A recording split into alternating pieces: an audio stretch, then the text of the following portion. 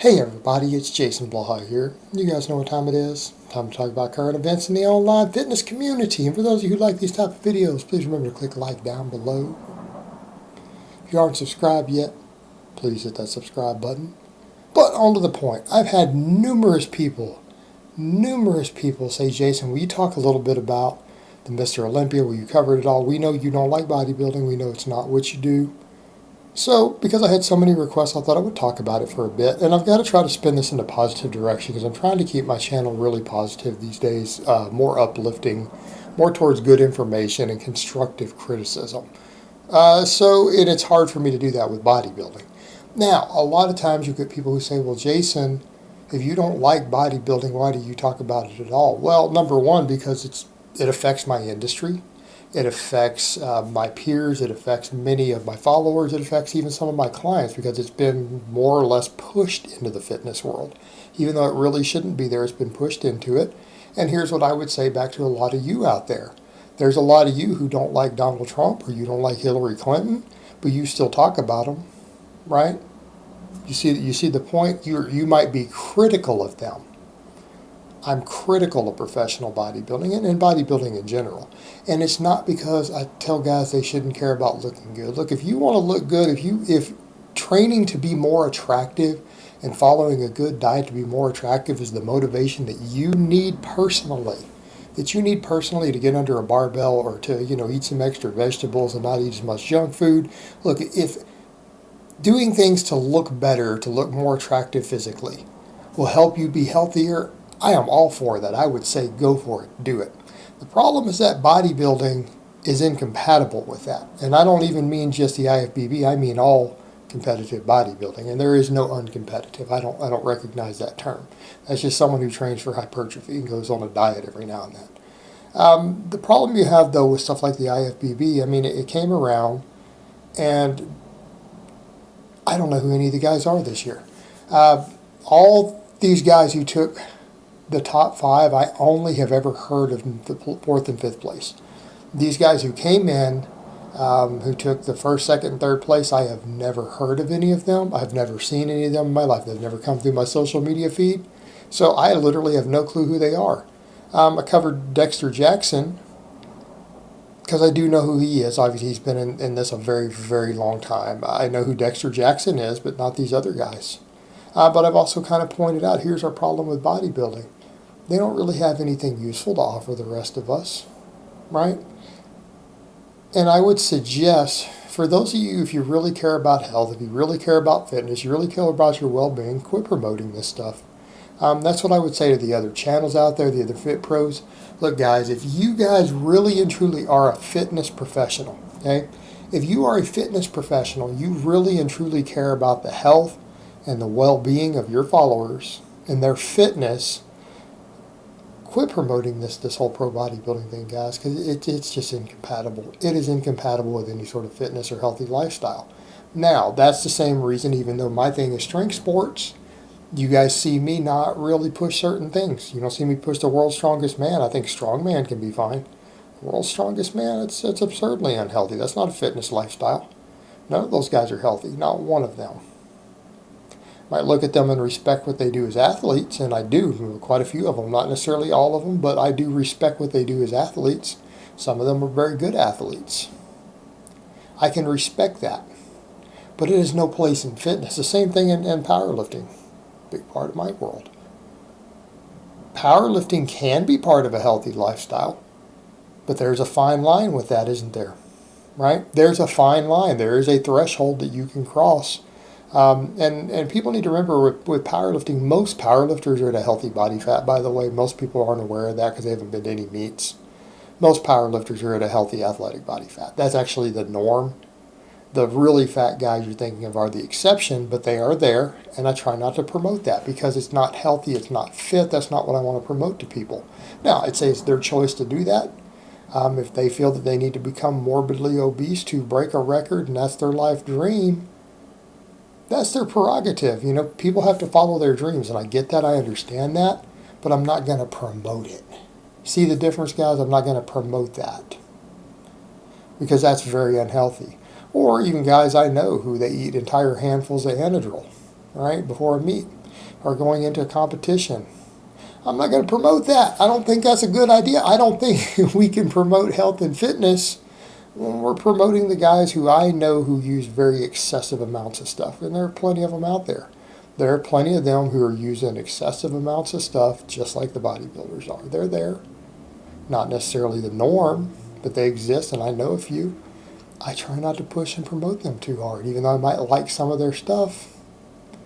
I might like some of the material they put out. I might think they're overall decent guys. They're not promoting fitness, and I'm not even anti-gear. I'm anti-abuse. Anti-abuse of stuff, and there's a threshold with that. Just like with everything else, like we could say that with the heavy lifting.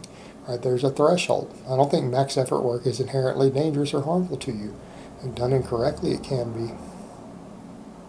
I think when overuse injuries accumulate, it can be. Combined with the wrong drugs, it can be. But generally, it's not. So we come over to the point with the whole bodybuilding thing. I look at this and it's like, all right, these guys are having to drop out.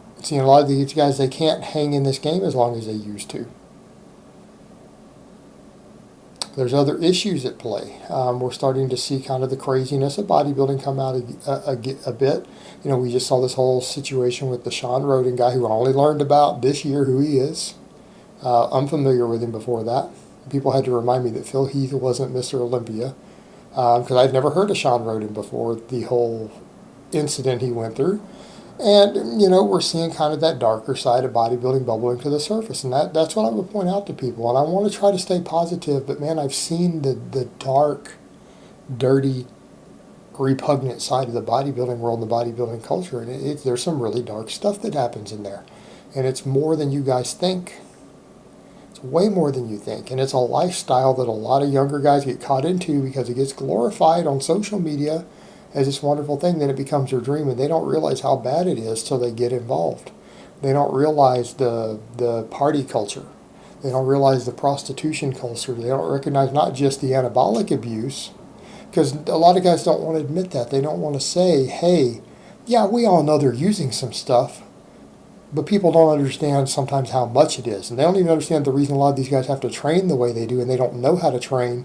And even if they know how to train, many times they can't train correctly because of the side effects and the things that happen to their bodies just to the absurd amount of anabolic cocktails and side enhancement and everything else they put into their body actually makes it hard to even train correctly. They can't. So then, their training knowledge trickles down. So there's a problem. People say, well, what do you mean they don't know how to train? They wouldn't be competing in the Mr. Olympia if they didn't know how to train. Well, yeah, actually they would. Because if they trained correctly for a low-dose lifter or a drug-free lifter or even for a high school football player, they wouldn't be able to on some of the substances they're on. So using them as an example is going to teach you how not to train. You're going to struggle to make progress. You're going to get hurt. You're going to have problems. You're going to have mobility issues if you try to emulate their training styles and protocols and methods. They're not particularly good, but they work great in the environment in which they are doing them, of the side enhancement and the heavy gear use and the weaker connective tissue relative to muscle strength and things that go on with all of that. It affects the way that they have to train. And they get up there, and all these guys, you look at them, and they all look like Teenage Mutant Ninja Turtles now. And that's what you guys have to factor in. It's all that visceral fat. Right? From all the growth abuse, all the insulin abuse, all that stuff, it's creating a large amounts of visceral fat so that even when they diet down lean, they still have guts. It looks like Donatello and Raphael and Michelangelo up there. Like, I don't know their real names, but they look like the Teenage Mutant Ninja Turtles up there on the stage. And even Dexter Jackson, and it's so sad that you're seeing people say, oh, look how tight his waist was. I'm like, looking like Donatello. No, he's even got it worse. And he was a guy who had historically didn't have that problem as bad, and he's even got it. That's the norm. All the side enhancement.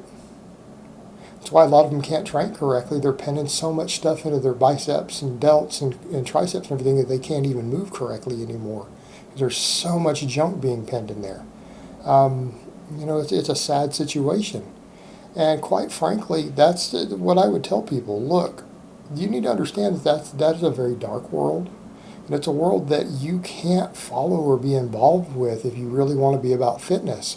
And I don't care whether it's your own personal fitness or you want to be a fitness professional.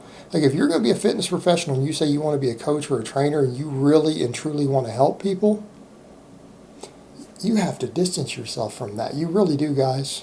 Because that whole world is about everything from narcissism and eating disorder and body dysmorphia to extreme drug abuse. And I don't just mean PEDs. I don't even mean just steroids for the PEDs. None of those guys would be as big as they were on just steroids. You guys are thinking of Arnold and Franco, right? That's roid big. These guys are on all sorts of stuff. And you look at all the partying, the recreational drugs, all the sight enhancement, then the other dark stuff that goes on. You know, that's just a world that, in good conscience, I could never promote. I can't promote. And I would have to say to anyone else out there, like if you really care about people, you wouldn't promote that either. That's the way I would put it. And I choose not to. And that's really as positive as I can stay on the topic. You know, if we're going to talk about pro bodybuilding, that's the most positive things I can think of to say. Because it is just such a dark world involved with it that all I can say is I would urge people not to follow it, not to get involved with it. Don't promote it. You know, promote fitness, promote being strong, promote being healthy, promote being athletic. Promote people to train and have good eating habits. Right? That's what we need to be promoting. That's fitness. Get involved in sports that maybe won't destroy you. Right? Nothing wrong with being a champion. Nothing wrong with doing your best. But you've got to balance these things out. You have to weigh out the cost of it sometimes. Right? You got to weigh out the cost of it. And when you start talking about endeavors like that, that has not been properly weighed out by even a close margin. All right, guys. Well, that's really all I have to say on that today. I hope it's been informative, and I will talk to you guys next time.